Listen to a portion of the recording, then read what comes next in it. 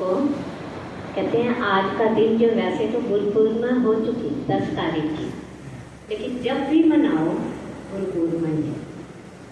गुरु की महिमा तो कोई गा नहीं सकता। सब धरती कागज करूं, 7 समुद्र की मसी करूं, कलम करूं बन राय, तो भी गुरु की महिमा लिखी। ऐसा है गुरु की महिमा।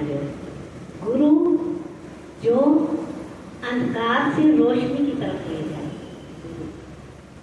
और जो स्वरूप की पहचान करवा दे, वो गुरु। हम कौन है, कहाँ से आए हैं, कहाँ जाना है, क्या हमारा उद्देश्य है, ये गुरु बताते हैं।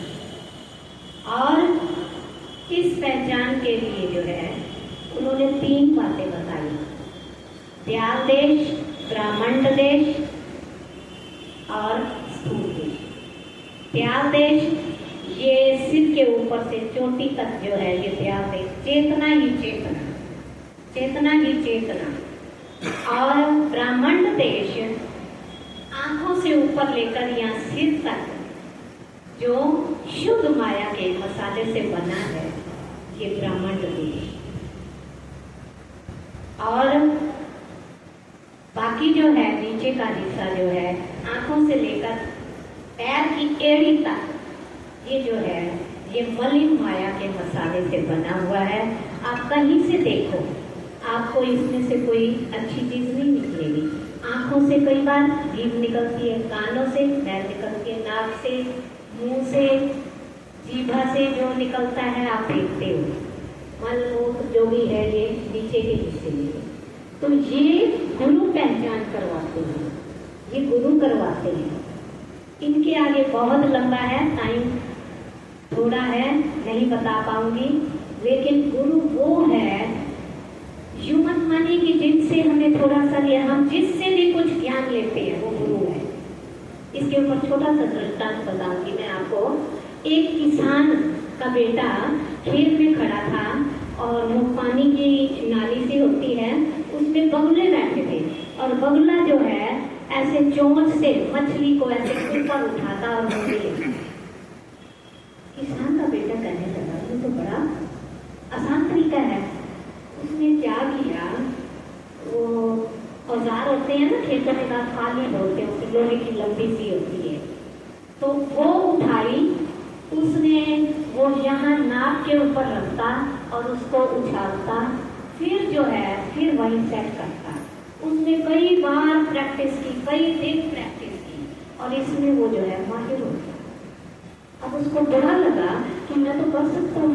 एक बार ऐसे सभा लगी हुई थी, वहाँ कहने लगा मैं भी एक कौतक दिखाऊंगा।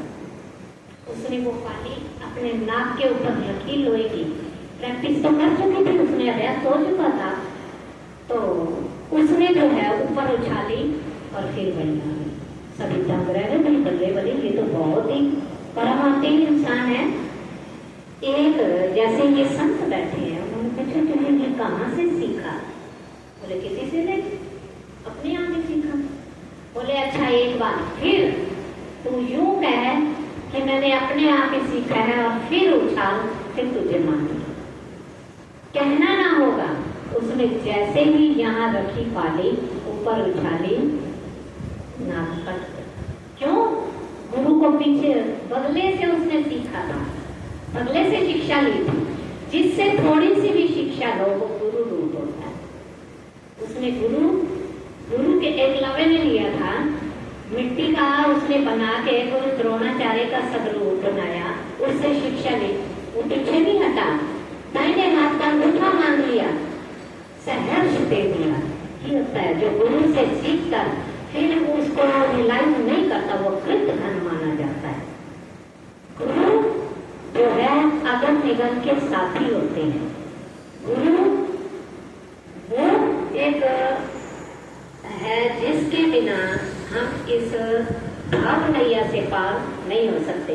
नारद जी बैठते थे अपने सभा में और जब वो उठकर जाते तो उनके बैठने वाले स्थान से 3 फुट जो है मिट्टी निकाल कर बाहर फेंक दी जाती।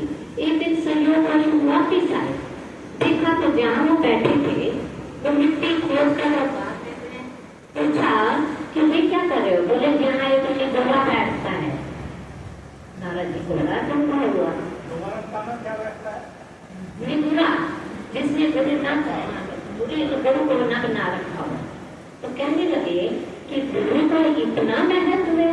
बोले गुरु जो है वो सब कुछ कर सकता है जो शिष्य नहीं कर सकता। अगर शिष्य उसके कहने के ऊपर चलता है वो गुरु से भी आगे बढ़ जाता है, गुरु से भी आगे बढ़ जाता है।